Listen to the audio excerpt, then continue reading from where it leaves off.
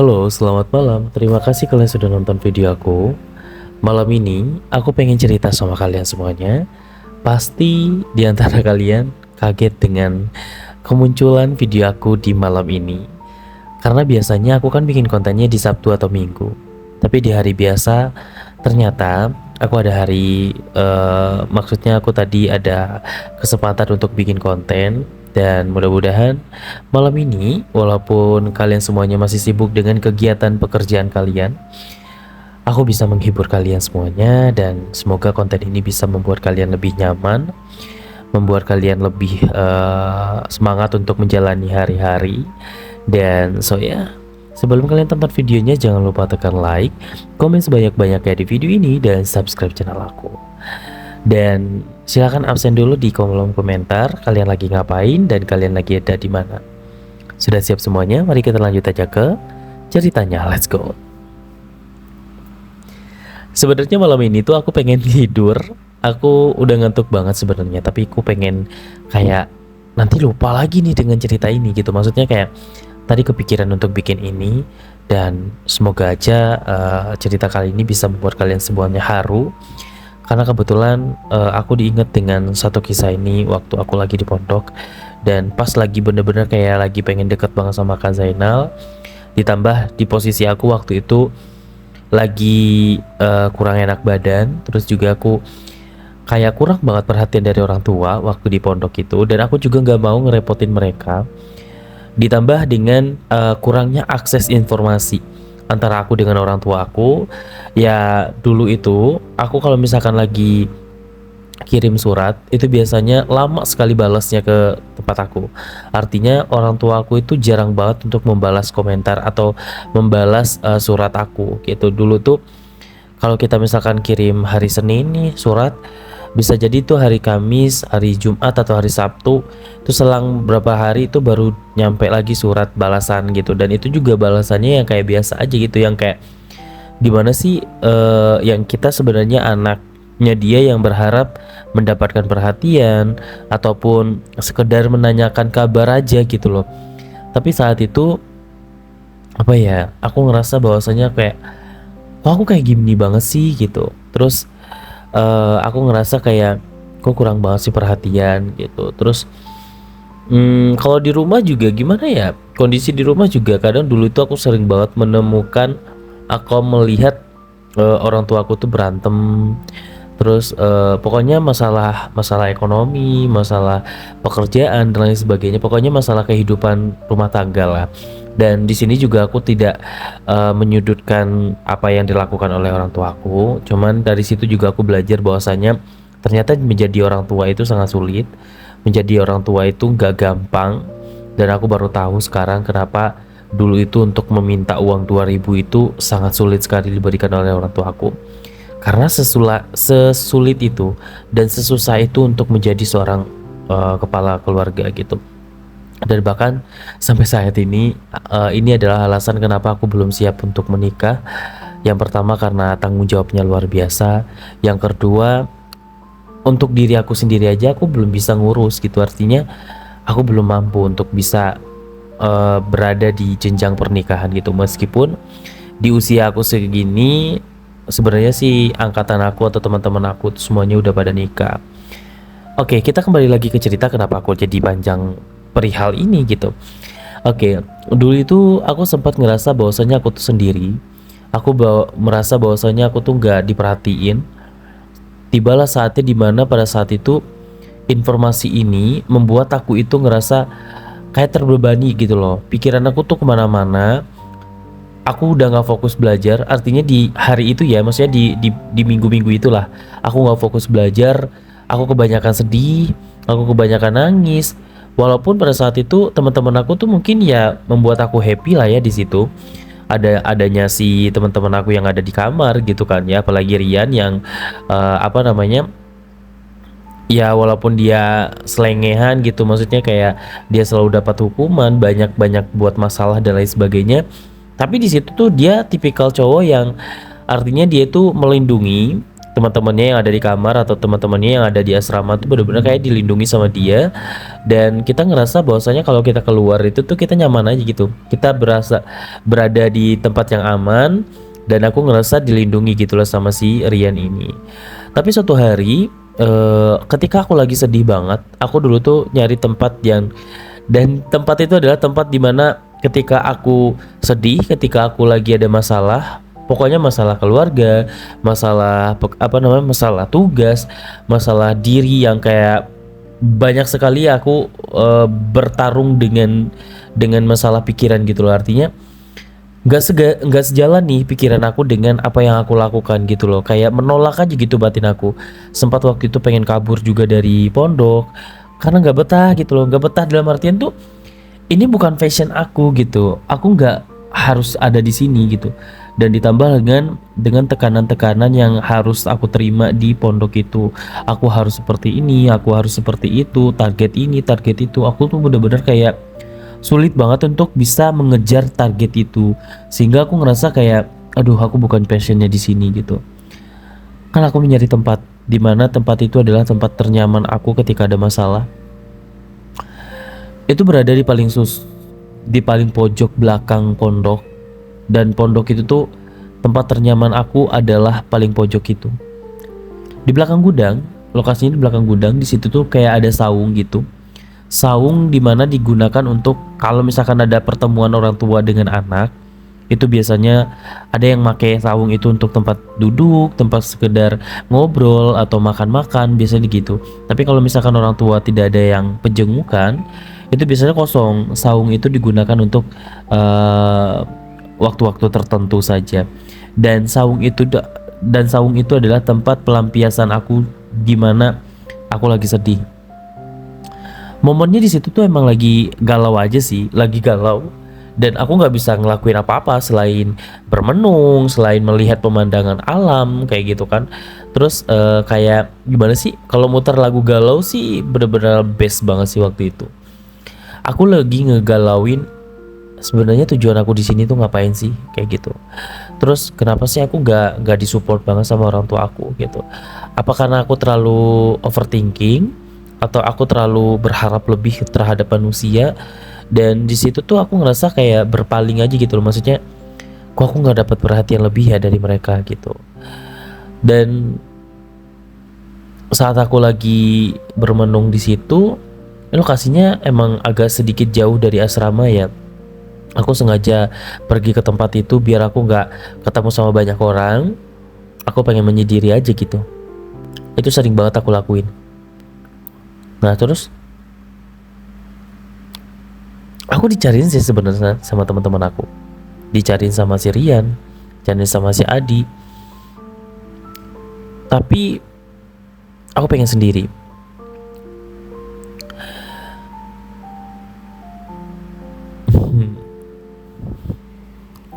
Apa ya,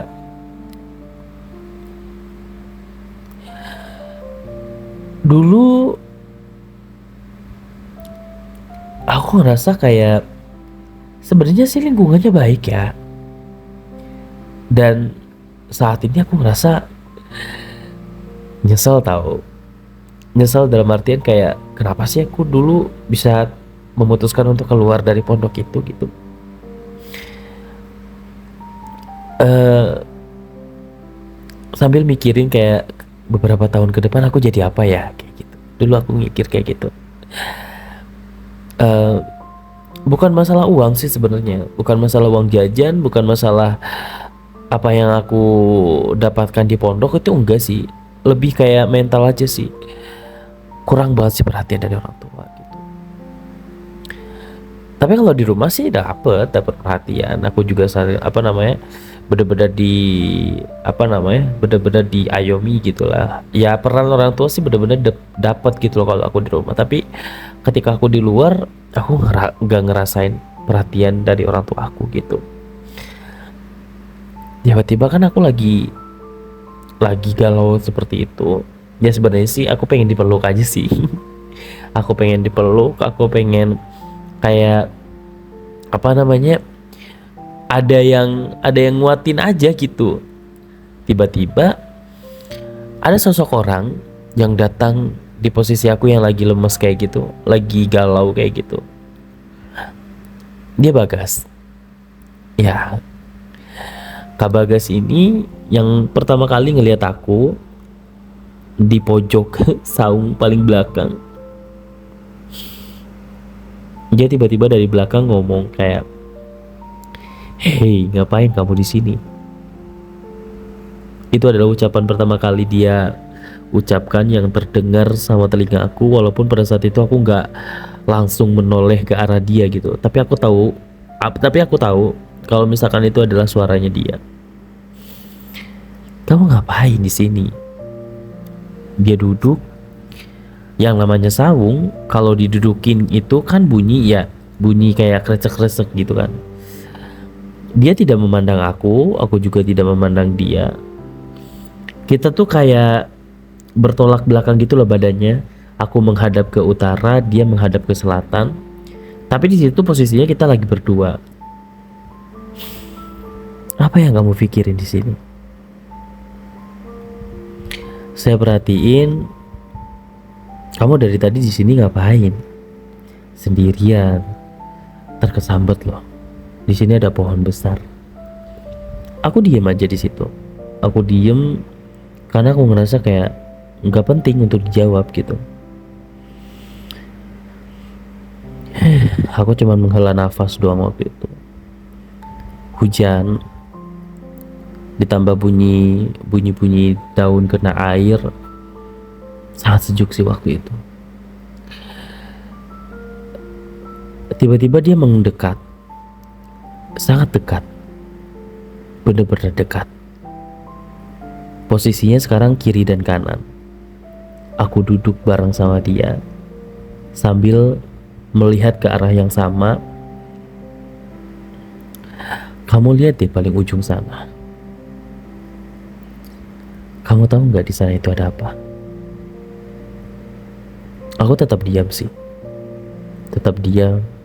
Gak bisa jawab apa-apa. Karena yang ada di pikiran aku saat itu, aku cuma pengen diperhatiin. Gak mau ditanya. Di sana itu tempatnya sangat indah. Kalau misalkan kamu tahu, kamu pasti bakalan berusaha untuk bisa mendapatkan apa yang ada di tempat itu. Tapi karena memang kamu gak tahu di ujung itu ada apa, makanya sekarang kamu ngerasa kayak lelah banget ya untuk dapetin itu. Sama kayak saya dulu. Beberapa bulan pertama kali saya di pondok, saya juga ngerasain hal yang sama kok.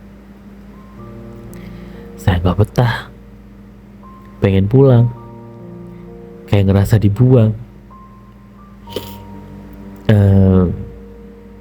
Pokoknya banyak sekali sih perasaan-perasaan campur aduk yang saya rasakan waktu itu. Dan saya yakin kamu juga lagi ngerasain itu kan? Jangan pernah menyalahkan diri kamu, karena kamu sampai di titik ini aja kamu udah hebat banget. Apa yang membuat kamu sedih? Aku bingung apa yang aku cari di sini. Kamu bingung apa yang kamu cari di sini? Ya. Dari tadi aku mikirin, kok aku gak pernah mendapatkan perhatian ya? Apa aku gak pantas ya dapetin perhatian dari orang lain? Kenapa kamu bisa ngomong kayak gitu? Orang lain, teman-teman aku, buktinya orang tuanya datang ke sini. Tapi justru aku harus pulang dulu untuk bisa ketemu dengan orang tuaku. Itu artinya kamu gak bersyukur. Kenapa aku gak bersyukur? Ada satu kondisi di mana kita harus bisa memahami menerima bahwa sebuah kenyataan tidak bisa disamakan dengan kondisi orang lain. Kamu tahu nggak kenapa orang tua kamu nggak datang ke sini? Sibuk. Untuk? Gak tahu. Pasti ada suatu tujuan kenapa dia nggak bisa datang ke sini. Dan alasan mereka datang nggak? Pasti ada alasannya kan?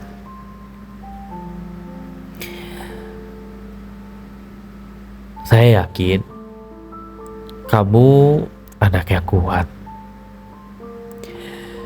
Saya juga baru kenal sama kamu sih. Tapi saya tahu semua masalah pasti ada solusinya.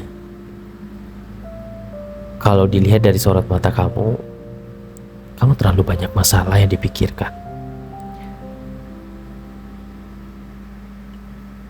Kalau saya boleh tahu,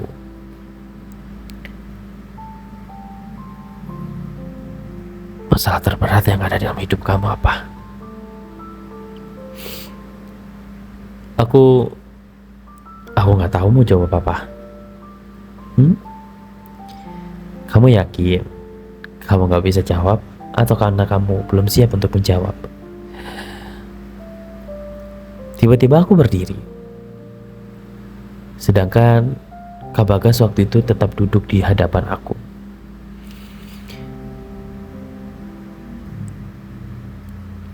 Menurut Kak Bagas, aku seperti apa?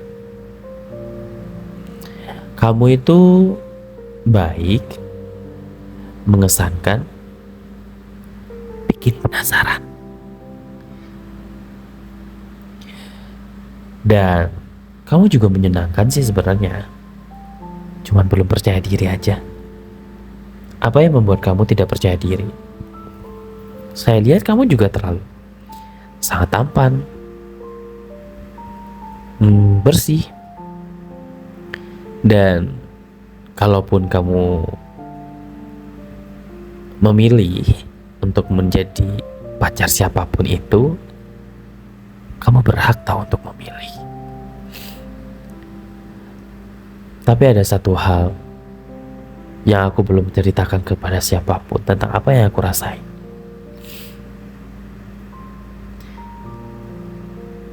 Dan saya tahu apa yang kamu simpan selama ini. Kemarin saya tidak sengaja menemukan satu kertas yang terjatuh di lantai asrama kamu. Dan saya lihat sepertinya ini sama dengan tulisan yang kamu tulis. Tulisan itu menyatakan beratnya menjadi orang yang berbeda. Kamu menulis cerita itu terinspirasi dari mana? Kisah kamu sendiri atau kisah orang lain? Tidak perlu ditutupi. Saya juga berasal dari sana kok. Sampai saat ini saya juga bingung sama diri saya sendiri. Kamu berbeda, saya juga sama. Tapi saya berharap suatu saat nanti akan ada orang yang bisa menerima saya dengan kekurangan yang ada pada diri saya. Kamu gak usah khawatir, gak akan ada yang tahu.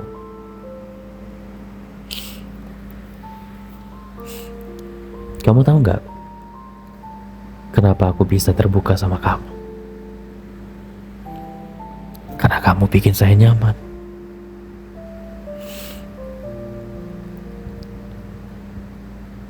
Kamu boleh kok meluk saya kapanpun kamu mau. Dan saat itu aku terbuai sih. Terbuai dengan kalimat-kalimat yang dia sampaikan. Kurang lebihnya seperti itu. Dia bisa banget untuk membaca situasi. Dan bodohnya aku adalah aku bisa percaya dengan semua kata-katanya dia.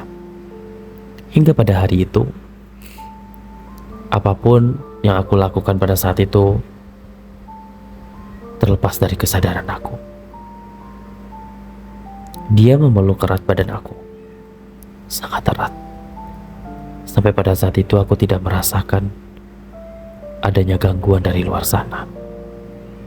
Sangat nyaman sekali berada di pangkuan Kak Bagas waktu itu. Aku salah sih sebenarnya. Sebelum aku menemukan jati diri aku dalam hidupnya Kak Zainal, aku udah terlebih dahulu dekat dengan Kak Bagas.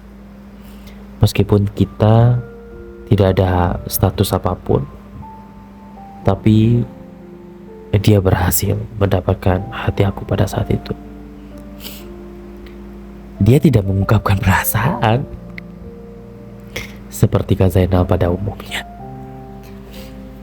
tapi dia pandai memainkan kalimat. Sehingga saat itu aku yang masih polos-polosnya terbuai dengan kata-kata yang diucapkan oleh Kak Zainal. Hari itu adalah hari yang sangat berharga menurut aku, dan aku mendapatkan apa yang tidak bisa aku pikirkan pada saat itu. Perhatian, kasih sayang, dan pelukan yang hangat yang diberikan Kak Zainal beberapa saat membuat aku terbuai, dan aku ngerasa bahwasanya Kak Zainal adalah orang yang tepat untuk berbagi suka dan duka itu waktu itu. Selepas dari situ, aku kembali lagi ke kamar. Aku menulis kembali lanjutan diari aku pada saat itu. Aku gak tahu apakah aku jatuh cinta dengan Kak Bagas waktu itu. Yang aku rasakan pada saat itu, awalnya aku sedih, kenapa tiba-tiba menjadi senang. Wajahnya Kak Bagas, senyuman Kak Bagas, kalimat-kalimat yang diucapkan oleh Kak Bagas terngiang-ngiang dalam kepalaku. Dia sangat tampan, dan dia sangat baik sama aku. Saat aku lagi nulis, Rian tiba-tiba datang. Dia temenin aku ke toilet. Itu adalah ucapan dia ketika dia masuk ke dalam kamar. Seketika aku langsung menutup diari aku, dan diari itu aku simpan di laci meja tempat belajar aku. Lalu saat itu aku menemani Rian, teman kamar aku, untuk pergi ke toilet karena dia takut untuk ke toilet sendiri. Padahal saat itu masih siang mau masuk sore sih. Saat aku menunggu, aku lagi ngaca nih, karena di toilet itu ada wastafel untuk mengaca. Aku ganteng gak sih? Karena dulu saat umur 15 tahun, itu ego kita tuh masih tinggi. Kita pengen dipuji, kita pengen ditinggikan, kita pengen dianggap baik dan lain sebagainya oleh orang lain. Sehingga aku ngerasa bahwasanya aku harus terlihat tampan di depan orang-orang. Tiba-tiba ada yang nyuci tangan di tempat aku. Kamu lagi ngapain? Lagi nungguin Rian. Kak Zainal habis makan? Iya, saya habis makan. Kamu udah makan belum? Udah tadi udah makan. Makan di mana? Di kantin. Kamu ada nasi nggak? Nggak ada, udah habis. Kakak tadi dikirimin sama ibu. Lauknya masih banyak sisa, tapi nasinya udah habis. Kalau kamu punya nasi, nanti kita makan bareng aja. Lauknya dari Kak Zainal aja. Kakak masih punya banyak lauk kok. Baik Kak, makasih banyak ya Kak. Nanti deh aku kesana. Aku masih ada beras sih. Nanti aku masak aja di dapur. Ya udah, nanti kamu kabarin ya. Iya kak, paling habis maghrib. Ya udah kalau gitu. Itu kenapa? Apanya kak? Lehernya. Kok ada tanda-tanda merah gitu? Aku nggak sadar. Ternyata pas dicium, itu leher aku ada bekas ciumannya. Sedikit sih, tapi kelihatan banget. Terus aku langsung bilang, sepertinya tadi aku habis dari belakang, digigit nyamuk, jadinya ada tanda merah seperti ini. Aku juga baru tahu. Dikasih minyak kayu putih aja, biar bekasnya hilang. Iya kak. Dek, lu masih ada di situ, Dek? Masih. Lu ngomong sama siapa sih? Sama Kak Zainal. Ada Kak Zainal. Iya. Bentar ya, aku lagi beres-beres. Iya. Oh ya, kakak duluan ya. Iya kak. Terus dia senyum sambil ninggalin aku. Tapi di situ posisinya aku lagi kayak terbayang-bayang dengan Kak Bagas. Padahal di depan mata aku adalah orang yang sebenarnya bisa menerima aku dengan baik. Sebelum aku mendapatkan perilaku yang tidak baik dari Kak Bagas. Ternyata Kak Bagas itu banyak maunya. Dan aku ngerasa bahwasanya aku ada di lingkaran yang tidak baik gitu. Tapi saat itu aku belum tahu. Jadi aku belum tahu dan aku belum masuk ke lingkarannya Kak Bagas. Selesai dari situ, Rian udah selesai dari toilet. Tiba-tiba dia iseng banget. Tangan kirinya tiba-tiba dimasukin ke bukan dimasukin sih. Tangan kirinya tadi habis cebok, diituin ke hidung aku. Bilang, astagfirullahalazim, lu ngapain sih Yan? Kayak gitu kan.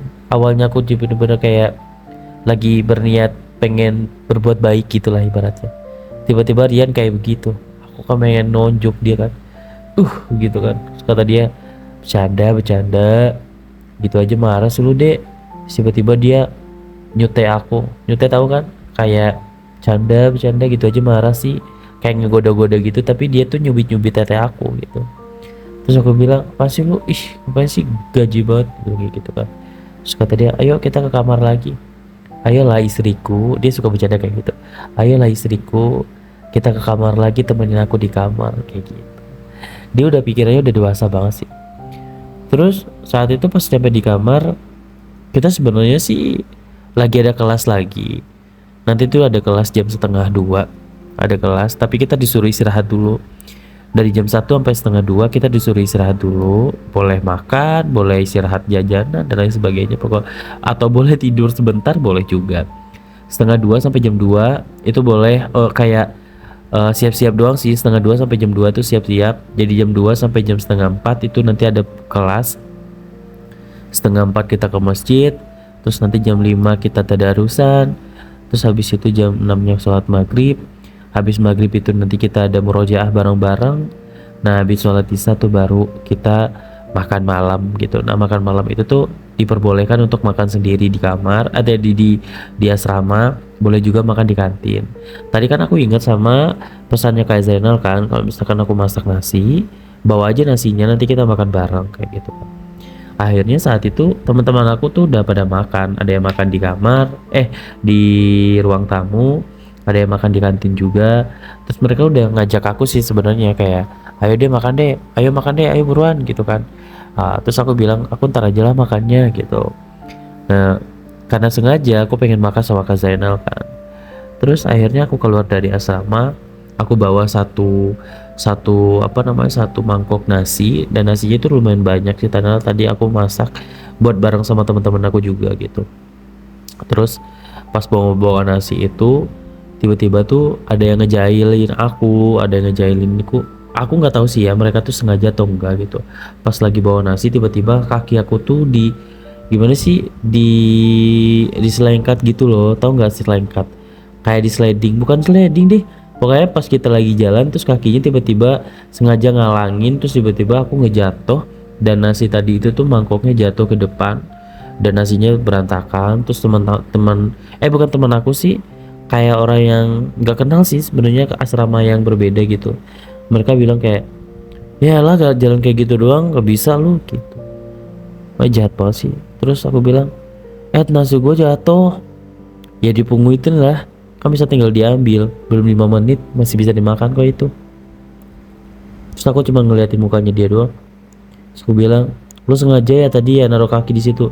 Lu nya aja yang jalan gak pakai mata. Kaki gue tuh udah jelas-jelas di situ kok dari tadi. Gitu. Pokoknya mereka ngeyel, mereka tuh nggak mau disalahin. Mereka tuh ada 3 orang. Terus kayak nggak tahu ya apa masalahnya ya. Dia nggak senang mungkin karena aku dekat sama Kak Zainal mungkin, atau gimana nggak ngerti juga, karena emang aku sering ketemu sama dia tuh ketika aku ketemu sama Kak Zainal gitu. Terus ya udah deh, akhirnya aku balik lagi ke asrama. Terus aku nangis di kamar, emang kayak cewek banget sih aku dulu, nangis di kamar. Terus aku nggak mau keluar. Terus aku nggak jadi makan. Pas habis sholat, apa ya, habis sholat isya ya, iya kan itu habis sholat isya ya, pokoknya udah selesai itulah, pokoknya jam 9-an. Itu kan ada jagung bakar, jagung rebus, pokoknya kacang-kacang rebus. Pokoknya banyak lah tuh kan yang jualan di depan pagar. Aku lapar malam-malam. Keluarlah aku tuh sengaja untuk beli jagung rebus. Karena tadi aku nggak jadi makan nasi. Tapi aku udah bilang makan nasi sama teman-teman aku kan yang di kamar. Jadi mereka nggak khawatir tentang perut aku. Tapi jujur malam itu tuh lapar banget. Aku juga nggak dicariin sama Kak Zainal, mungkin karena dia ngira aku nggak mau makan kali ya, jadi dia nggak nyariin aku. Padahal waktu itu aku lapar banget. Keluarlah aku dari asrama. Terus aku izin sama security kan, Pak saya mau izin beli jagung rebus dong. Si bapaknya bilang, sini saya beliin aja, kamu nggak boleh keluar gitu. Terus aku bilang, kenapa sih Pak, orang aku cuma beli jagung rebus doang, nggak mau kabur ini, aku bilang kayak gitu. Cuma si bapaknya bilang, ini tanggung jawab saya, nanti kalau kamu kenapa-kenapa di luar, yang kena itu saya, kata dia gitu. Jadinya biar saya aja yang beliin, kamu mau beli berapa? Nah waktu itu karena aku bawa uangnya 7.000, itu jagungnya 2,5 satunya 2.500, aku beli 2. Kataku, buat bapak deh satu, buat saya satu. Nggak usah, buat saya nggak usah, saya udah makan. Tapi tetap sih aku kasih karena aku gak enak juga dong, aku ngerepotin dia kan. Udah deh akhirnya aku beli jagung, makan jagung bareng, makan jagung rebusnya bareng sama si bapak itu yang jaga. Terus pas lagi kayak gitu, aku ngelihat ada orang yang jalan pakai payung. Orang yang jalan pakai payung dan dia tuh kayak nyenterin ke arah aku kan. Karena di situ tuh posisinya agak ke depan dikit, kayak di pintu utama gitu. Jadi agak jauh. Ditambah lampu di taman, lampu di lapangan itu semua dimatiin kecuali lampu teras yang di depan asrama semuanya hidup. Cuman lampu taman, lampu lapangan itu tuh semuanya dimatiin jadi agak gelap. Nah dia tuh ngelewatin itu, makanya agak gelap, mungkin dia nyanterin aku. Ternyata yang keluar itu Kak Zainal. Dia mastiin semuanya udah pada masuk apa belum. Dan tadi ternyata dia tuh udah habis dari asrama aku. Pas dia nanya ke teman-teman aku lagi keluar katanya. Makanya aku dicek sama dia, ternyata aku lagi makan jagung rebus sama bapak security kayak gitu, bapak penjaga pondok. Terus si Kak Zainalnya senyum ngeliat aku. Terus dia bilang, kenapa, lapar ya? Iya Kak lapar, aku belum makan soalnya. Tadi kan udah dibilang ambil lauk ke rumah. Kakak juga nggak bisa nganterin tadi soalnya lagi sibuk. Kamu makan apa itu? Makan jagung rebus. Kakak mau? Boleh deh, cobain. Nah jagung rebus aku yang beli satu tadi aku patahin, bagi 2 lah ceritanya, bagi 2, satu buat dia, satu buat aku. Jadi kita makan jagung rebus tuh. Terus aku nggak tahu sih ya apakah ada orang di antara aku berdua di sana atau enggak. Tapi setelah kejadian itu tuh makin banyak yang nggak suka sama aku, makin banyak yang nggak suka sama aku. Terus makin banyak kayak memfitnah aku lah ceritanya. Jadi tuh kayak banyak yang kayak seolah-olah dibuat-buat gitulah ceritanya. Jagungnya udah dibayar belum dek? Udah kah, udah dibayar tadi. Berapa ini satunya? 2.500. Kalau kamu berapa satunya? Nah maksudnya gimana kak? Bercanda. Apa sih kak? Kacau banget tau.